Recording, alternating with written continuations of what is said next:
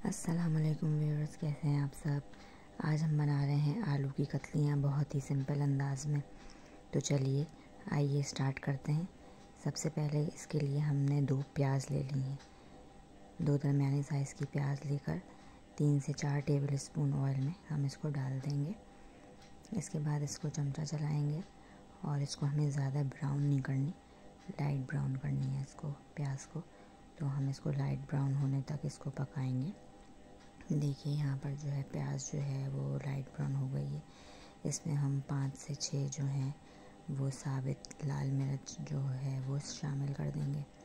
इसके साथ ही हम 1 टीस्पून जो है ज़ीरा शामिल कर देंगे।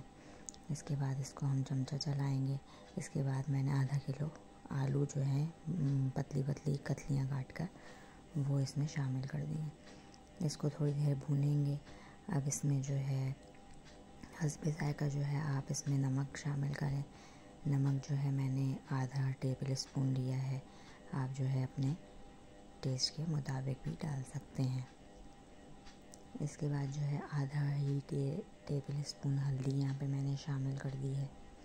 ये मैंने हल्दी शामिल कर दी। इसके बाद मैंने यहाँ पर आधा टेबल स्पून ही लाल मिर्च शामिल कर दी है। ये भी आप अपने टेस्ट के हिसाब से डाल सकते हैं। 1 से 2 गिलास जो है आप आलू के गलने के लिए पानी शामिल कर दें। इसके बाद हम इसको ढक्कन ढककर 10 से 15 मिनट तक पकाएंगे। आलू जब हाफ़ डन हो जाएगा तो इसमें हम 2 दरमियाने साइज़ के टमाटर और मैंने 1 बड़े साइज़ की हरी मिर्च भी शामिल कर दी है। इसके बाद आलू और टमाटर को गलने तक हम पकाएंगे। इसको हम ढक देंगे। आलू और टमाटर हमारे दोनों गल गए हैं। ये देखिए, अभी आप चेक कराती हूँ मैं।